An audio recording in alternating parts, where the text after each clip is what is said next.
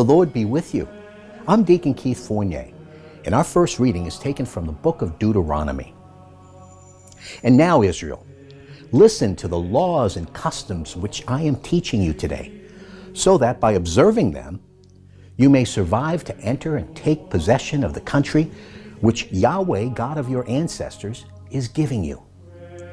You must add nothing to what I command you, and take nothing from it, but keep the commandments of Yahweh your God, just as I lay them down for you.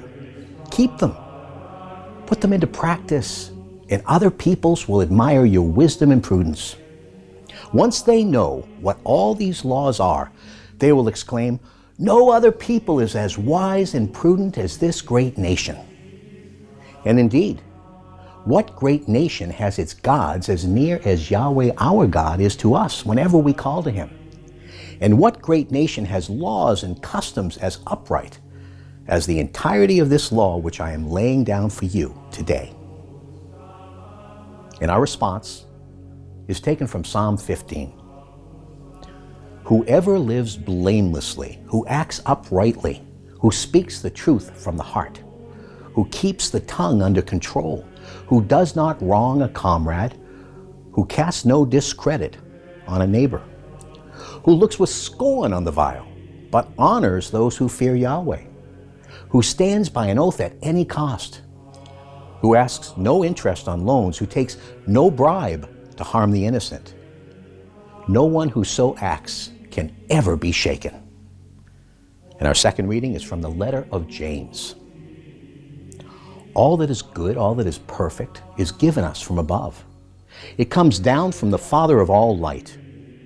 With him there is no such thing as alteration, no shadow caused by change. By his own choice, he gave birth to us by the message of the truth, so that we should be a sort of first fruits of all his creation. So do away with all impurities and remnants of evil. Humbly welcome the word which has been planted in you and can save your souls.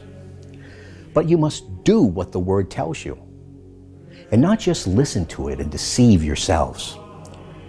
Pure, unspoiled religion in the eyes of God our Father is this: coming to the help of orphans and widows in their hardships, and keeping oneself uncontaminated by the world.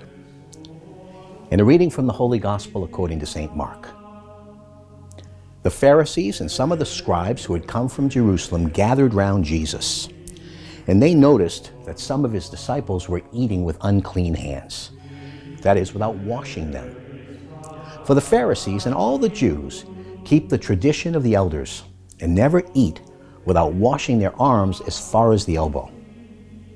And on returning from the marketplace, they never eat without first sprinkling themselves.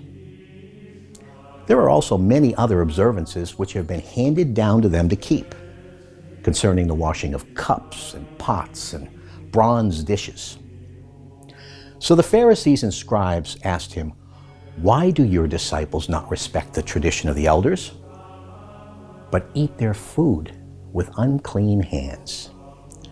Jesus replied, "How rightly Isaiah prophesied about you hypocrites in the passage of Scripture, 'This people honors me only with lip service, while their hearts are far from me.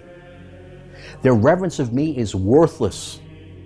The lessons they teach are nothing but human commandments. You put aside the commandment of God to observe human traditions." He called the people to him again and said, "Listen to me, all of you, and understand. Nothing that goes into someone from outside can make that person unclean. It is the things that come out of someone that make that person unclean.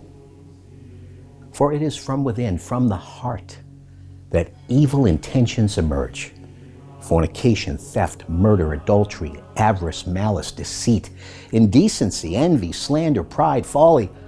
All these evil things come from within and make a person unclean." The Gospel of the Lord.